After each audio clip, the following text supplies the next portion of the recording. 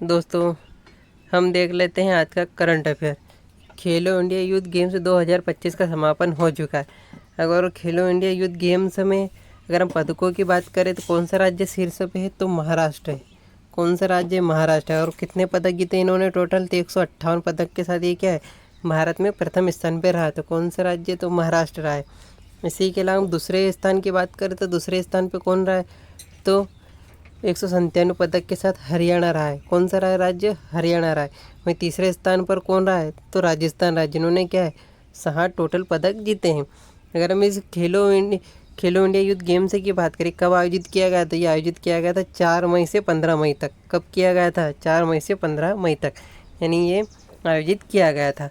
और कौन से राज्य में आयोजित किया गया था इसे बिहार राज्य में आयोजित किया गया। तो ये आपको इम्पोर्टेंट हो जाता है कि कौन से राज्य में से आयोजित किया गया था खेलो इंडिया यूथ गेम्स को? तो बिहार राज्य में। अगर हम कुछ रिकॉर्ड उपलब्धियों की बात करें तो जो कादिर खान है और कहाँ के ही है? तो उत्तर प्रदेश के। जो कादिर खान है उत्तर प्रदेश के, इन्होंने क्या है 400 मीटर की दौड़ में नया रिकॉर्ड बनाया है। उत्तर प्रदेश के खिलाड़ी जिन्होंने क्या है 400 मीटर की दौड़ में नया रिकॉर्ड बनाया है। इसी के अलावा आदित्य पिसाले हैं, जो कहाँ के? महाराष्ट्र के, और इन्होंने भी 100 मीटर की दौड़ में एक नया रिकॉर्ड बनाया है। और ये इन दोनों ने ही रिकॉर्ड बनाया है। इसके बाद हम देख लेते हैं कि नीरज चोपड़ा टेरिटोरियल आर्मी में लेफ्टिनेंट कर्नल बने। यानी जो नीरज चोपड़ा है, जो एथलीट्स है, उन्होंने क्या है टेरिटोरियल आर्मी में लेफ्टिनेंट कर्नल बने ही है। और ओलंपिक में स्वर्ण पदक विजेता नीरज चोपड़ा को टेरिटोरियल आर्मी में मानद लेफ्टिनेंट कर्नल की उपाधि सम्मानित किया गया है। और ये क्यों दिया जाता है? तो जिन्होंने राष्ट्र के लिए उल्लेखनीय योगदान दिया उनको क्या है ये सम्मान दिया जाता है। तो आपको याद रखना है नीरज चोपड़ा को क्या है टेरिटोरियल आर्मी में लेफ्टिनेंट कर्नल ये बने हैं।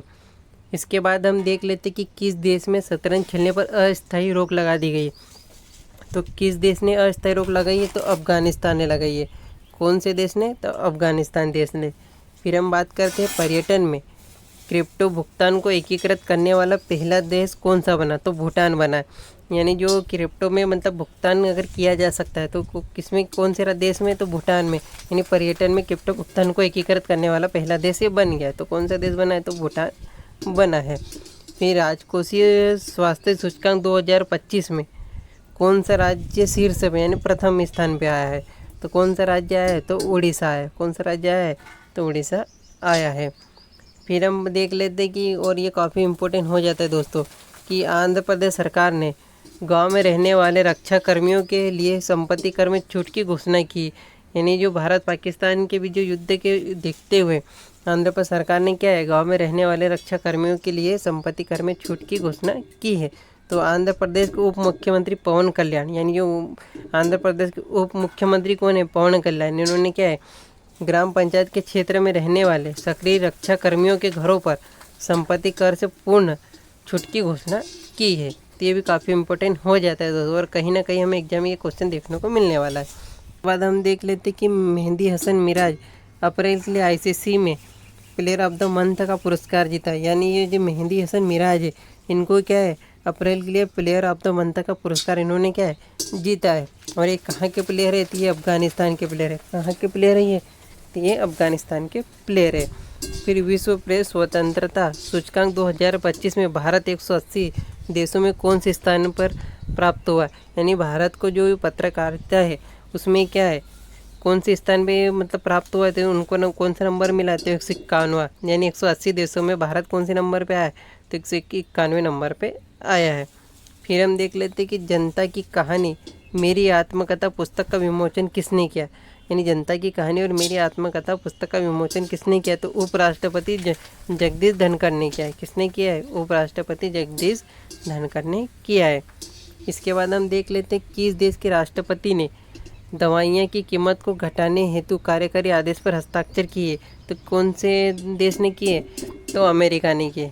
यानी जो दवाइयाँ हैं उनकी क्या कीमतों की जो ज़्यादा बढ़ रही थी, जिनकी कीमत ज़्यादा हो रही थी, उनमें कम कटौती हो, इसलिए उन्होंने क्या है कि दवाई की कीमत को घटाने के लिए क्या है कार्यकारी आदेश पर हस्ताक्षर किए। तो कौन से देश ने किए? तो अमेरिका ने किए हैं।